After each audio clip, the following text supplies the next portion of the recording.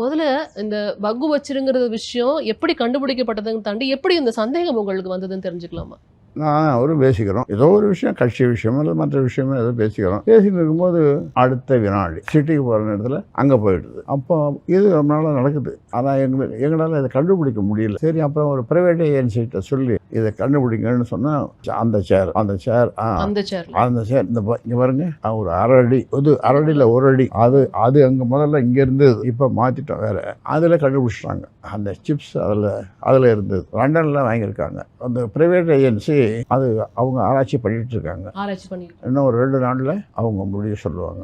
என்ன காரணத்துக்காக இதை வச்சாங்க, யார் வச்சாங்க, யாரோட பேசுகிறாங்க, யார் அந்த பக்கத்தில் அந்த சைட்லேருந்து பேசுகிறவங்க போனதெல்லாம் அந்த டீட்டெயிலெலாம் கிடைக்கும். காவல்துறைக்கு ஒரு புகார் மனு கொடுத்தோம். இந்த சைபர் கிரைம்னு ஒன்று இருக்குதுன்னு சொல்கிறாங்க. அதுலேருந்து ஒருத்தர் வந்தார்.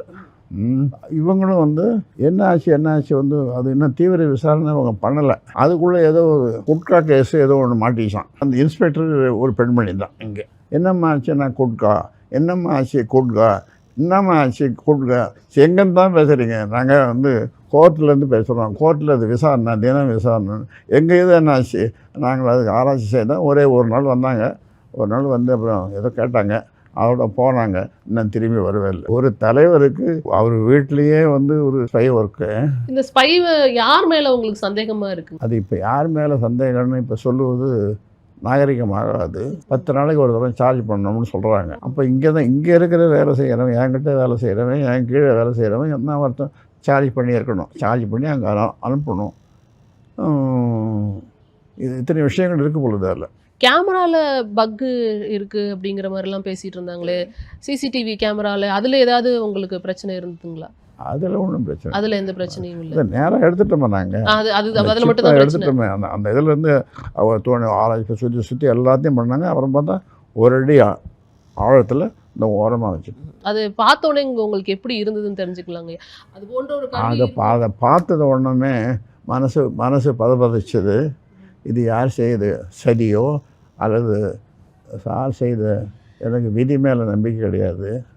யார் செய்த சதியோ, எதற்காக செய்தாங்க அப்படின்றது பல கேள்விகளை எழுப்பியது. அதற்கான பதில்கள் இன்னும் கிடைக்கல. கிடைச்சதும் அடுத்த முறை வரும்போது உங்களுக்கு சொல்கிறேன். அது இடையில ஊடகத்திலும் ஏதாவது வெளியாகலாம். நிச்சயமாக வெளியாகும். அப்போ அதை பார்த்து நீங்கள் தெரிஞ்சுக்கலாம். இவ்வளோ ஆண்டுகள் ஆயிடுச்சு, இவ்வளோ தேர்தல்கள் அவர்கள் சந்திச்சிட்டாரு. கடந்த தேர்தலெல்லாம் மாற்றம், முன்னேற்றம், அன்புமணி அவர்கள் அப்படின்னு அந்த வாசகம் இன்னும் தமிழ் மக்கள் மனதில் இருக்குது. அவ்வளோ தூரம் கொண்டு போய் அதை சேர்த்துருக்கிறாரு. அப்படிங்கிறப்ப இன்னும் கொஞ்சம் அவருக்கு அவகாசம் நீங்கள் கொடுத்துருக்கலாமோ அப்படிங்கிறது பொதுமக்களுடைய பார்வையாக இருக்குது. இந்த சச்சரவை தவிர்த்துருக்கலாம். நிறைய வருஷம் கொடுத்தாச்சு, நிறைய வருஷம் கொடுத்துட்டோம். இப்போ ஒரு தலைவராக தேர்ந்தெடுத்த 3 வருஷம் ஆகுது, அதுவும் கொடுத்தது தான். அதனால் சரி, நாமே கொஞ்ச நாளைக்கு அந்த தலைவராக இருப்போம். அவர் செயல் தலைவராக மக்களை போயினே இருக்கட்டும், கிராமந்தோறும் மக்களை சந்திக்கட்டும், பேசட்டும். அப்போ அவருக்கு ஒரு புதிய அனுபவம் கிடைக்கும். இப்போவும் சில நேரங்கள்லாம் சந்திக்கிறாரு போகிறாரு, ஆனால் அது போகாது அப்படின்றதுக்காக தான் அவர் செய்யக்கூடிய தலைவர், செயல் தலைவர். அதுவும் நல்ல பதவி. அதனால் இந்த தலைவர் பதவின்றதை நான் எடுத்துக்கினேன்.